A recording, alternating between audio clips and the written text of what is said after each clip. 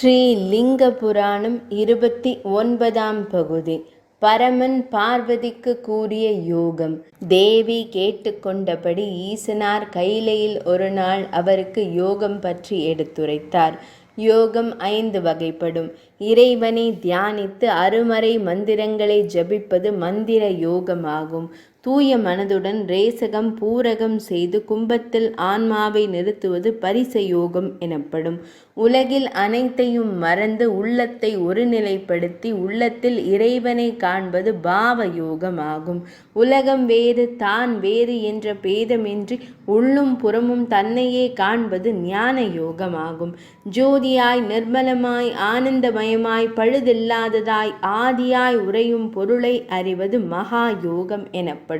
மகா யோகத்தை அடைந்தவர் அஷ்டமா சித்திகள் பெறுவர்.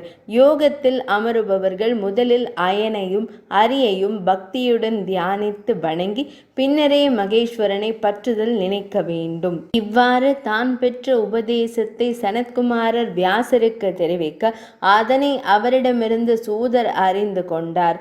இவ்வாறாக நைமிசாரண்யத்து முனிவர்கள் உள்ளம் மகிழ ஈசனார் மகிமையை எடுத்து கூறிய சூதர் சிவபெருமான் மலரடிகளை தலை தாழ்த்தி வணங்கினார். முனிவர்களும் மகிழ்ச்சியுடன் சென்னிமேல் கரம் கூப்பி நான் மறைகளால் துதித்தனர். அச்சமயம் அங்கு பேரொளி ஒன்று தோன்றியது.